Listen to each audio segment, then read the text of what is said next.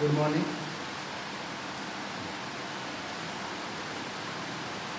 जैसा कि अपन ने कल नियो डिटर्मिनिज्म या नवनिश्चयवाद के बारे में अपन चर्चा कर रहे थे। नवनिश्चयवाद के बारे में मैंने आप लोगों को बताया था कि निश्चयवाद और संभववाद इन दो विचारधाराओं के बाद में एक नई विचारधारा का उद्गम हुआ, जिसमें निश्चयवाद और नवनिश्चयवाद, वो निश्चयवाद और संभववाद दोनों में समन्वय है, मतलब दोनों को बैलेंस करने की कोशिश की गई है। और जो नवनिश्चयवाद नियो डिटर्मिनिज्म की जो नई विचारधारा आई मानव और पर्यावरण के संबंधों की, इसका विशेष तौर पर अमेरिकन, ब्रिटिशर्स और रूसी भूगोलवेताओं ने विकास किया। लेकिन जो नवनिश्चयवाद के जो प्रतिपादक हैं, उन्होंने अपने अपने हिसाब से नवनिश्चयवाद के नाम लिखे और अपने अपने हिसाब से अपना विचार प्रस्तुत किया। तो अपन ने कल विशेष तौर पर थॉमस गिरफिथ टेलर की बात करी थी, जो एक अमेरिकन, हालांकि ब्रिटिशर्स थे, वो बाद में ऑस्ट्रेलिया में काम किया, बाद में अमेरिका में काम किया। तो गिरफिथ टेलर का जो नवनिश्चयवाद था, उस नवनिश्चयवाद को उन्होंने रुको और जाओ या वैज्ञानिक निश्चयवाद का नाम दिया। इसी प्रकार जो अन्य भूगोलवेता हुए, जैसे ब्रिटिशर्स की अपन बात करें तो OHK स्पेट, हर्बर्टसन, रॉक्सबी, फेल्यू। रूसी भूगोलवेताओं में डोकुचावेव और अमेरिकन भूगोलवेताओं में गिरफिथ टेलर के बाद में हंटिंगटन, टेथम और कार्लो साउ, इन्होंने नवनिश्चयवाद पर अपने विचार प्रकट किए। इन भूगोलवेताओं में जो सबसे महत्वपूर्ण है, उनमें पहला नाम जो है अमेरिकन या बेसिकली कनेडियन जो ह्यूमन ज्योग्राफर है, डॉक्टर टेथम। देखिए मैं इसका नाम लिख देता हूँ।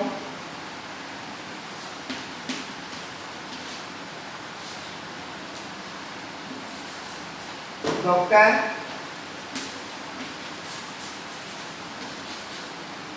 टेथम, ये कनाडा के रहने वाले थे और इन्होंने नवनिश्चयवाद का नाम दिया क्रियात्मक संभववाद। क्या नाम दिया? देखिए आप लोगों को अच्छी तरह याद रखना है। प्रैग्मैटिक पॉसिबिलिज्म,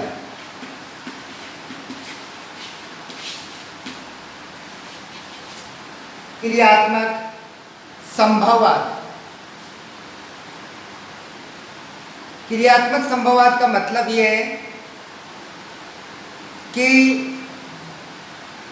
न तो पूर्णतया प्रकृति का प्रभाव मनुष्य पर है, वो नियंत्रणकारी नहीं है, और न ही मनुष्य का पूर्णतया नियंत्रण प्रकृति पर है, बल्कि दोनों में क्रियात्मक संबंध पाए जाते हैं। मानव और प्रकृति में क्रियात्मक संबंध का मतलब यह है कि दोनों ही एक दूसरे को प्रभावित करते हैं। सामान्यतः मनुष्य अनुकूलन करता है और कहीं कहीं वो मॉडिफिकेशन करता है। जहाँ प्रकृति में रूपांतरण या परिवर्तन नहीं कर सकता, वहाँ पर वो प्रकृति के अनुकूल हो जाता है। तो आप लोगों को अच्छी तरह याद रखना है कि जो टैथम मानव भूगोल शास्त्री थे, उन्होंने नवनिश्चयवाद का क्या नाम रखा और उसका आशय क्या था। तो आपको इतनी बात याद रखनी है कि डॉक्टर टैथम एक अमेरिकन मानव भूगोल शास्त्री थे और इन्होंने नवनिश्चयवाद को क्रियात्मक संभववाद कहा और इन्होंने मानव और प्रकृति दोनों के बीच में क्रियात्मक संबंधों की व्याख्या की। देखिए, इसी प्रकार नवनिश्चयवाद की जो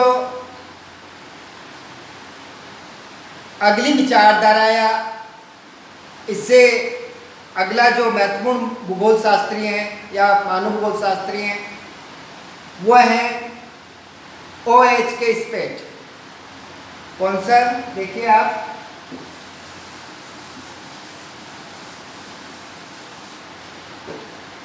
OH के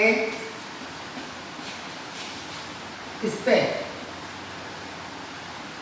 OH के स्पेट एक ब्रिटिश मानव भूगोल शास्त्री थे और इन्होंने, ये वास्तव में तो संभववादी थे, लेकिन इन्होंने एक अपनी जो है नवनिश्चयवाद पर विचारधारा रखी और इन्होंने जो नवनिश्चयवाद की विचारधारा है उसको पॉसिबिलिज्म संभववाद की बजाय इन्होंने प्रोबेबिलिज्म मतलब प्रसंभाव्यवाद इसका नाम रखा। आप लोगों को मैंने पॉसिबिलिज्म बताया। पॉसिबिलिज्म का मीनिंग है कि मानव प्रकृति का विजय है और वो प्रकृति में अपनी इच्छा के अनुसार, अपनी शक्ति के अनुसार, अपनी आवश्यकता के अनुसार जो चाहे परिवर्तन कर सकता है, उसमें उसको मॉडिफाई कर सकता है। लेकिन इन्होंने बोला कि ऐसा नहीं है कि मनुष्य प्रकृति का विजेता नहीं हो सकता, बल्कि प्रकृति मनुष्य के सामने जो संभावनाएं प्रस्तुत करती है, पॉसिबिलिटीज जो होती है या लिमिट्स ऑफ चॉइस जो होती है, मानवीय छाट के द्वारा मनुष्य उन संभावनाओं में से कुछ संभावनाओं को चुनकर अपना विकास करता है और अपनी संस्कृति और आर्थिक उन्नति करता है। लेकिन देखिए, OH के स्पेट ने माना कि जो पॉसिबिलिटीज होती है, जो संभावनाएं होती है, उनमें कुछ संभावनाएं मोस्ट प्रोबेबल होती है। देखिए, सबसे पहली बात तो ये ध्यान रखना है, OH के स्पेट ब्रिटिश मानव भूगोल शास्त्री थे। इन्होंने पॉसिबिलिज्म मतलब संभववाद की बजाय जो इन्होंने नवनिश्चयवाद की विचारधारा प्रस्तुत करी, उसका नाम क्या रखा? प्रोबेबिलिज्म। प्रोबेबिलिज्म हिंदी में कहते हैं इसको संभाव्यवाद। तो पॉसिबिलिज्म की जगह OH के स्पेट ने प्रोबेबिलिज्म नाम रखा, मतलब संभववाद की जगह प्रसंभाव्यवाद नाम रखा। और इनकी जो नवनिश्चयवाद की विचारधारा है, इसमें इन्होंने माना कि जो प्रकृति के द्वारा जो संभावनाएं मनुष्य को दी गई है, उन संभावनाओं में कुछ संभावनाएं ज्यादा प्रसंभाव्य होती है और इसी आधार पर जो है मनुष्य उन संभावनाओं में से जो मोस्ट प्रोबेबल होती है या ज़्यादा प्रसंभाव्य होती है, उन संभावनाओं को अपनी इच्छा के अनुसार यूज करके, उनका उपयोग करके, उपभोग करके या परिवर्तन करके अपने जीवन जीने का ढंग, अपनी संस्कृति, अपना आर्थिक विकास के प्रारूप को निर्धारित करता है। तो देखिए, जो कॉम्पिटिटिव एग्जाम्स होते हैं या जो यूनिवर्सिटी का एग्जाम्स होगा, उसमें पूछा जा सकता है कि नवनिश्चयवाद की जो विचारधारा OH के स्टेट ने दी, उन्होंने अपनी विचारधारा का क्या नाम रखा? तो यह प्रोबेबिलिज्म या प्रसंभाव्यवाद। और इसमें यही माना गया है कि जो संभावनाएं हैं उनमें कुछ संभावनाएं ज़्यादा प्रोबेबल होती है, ज़्यादा प्रसंभाव्य होती है और उनका उपयोग मनुष्य करके अपनी उन्नति करता है। इसके अलावा जो तीसरी जो नवनिश्चयवाद की विचारधारा प्रतिपादित करी, जो विश्व प्रसिद्ध है, ये विचारधारा भी एक अमेरिकन ज्योग्राफर थे, कार्ल ओ सावर। क्या नाम था? देखिए,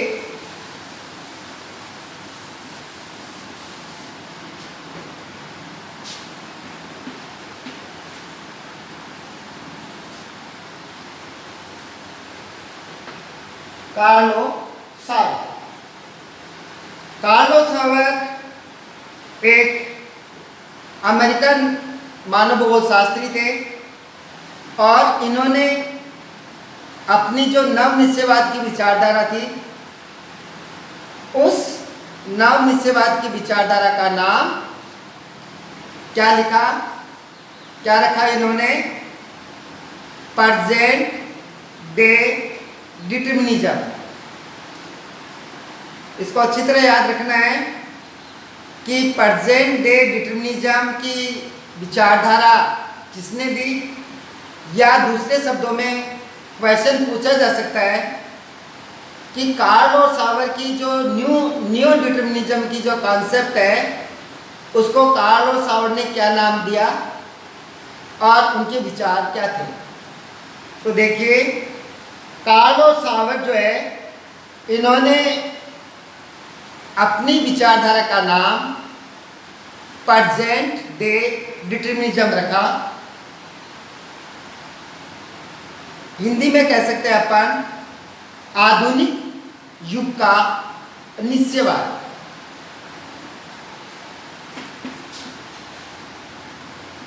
प्रेजेंट डे डिटर्मिनिज्म।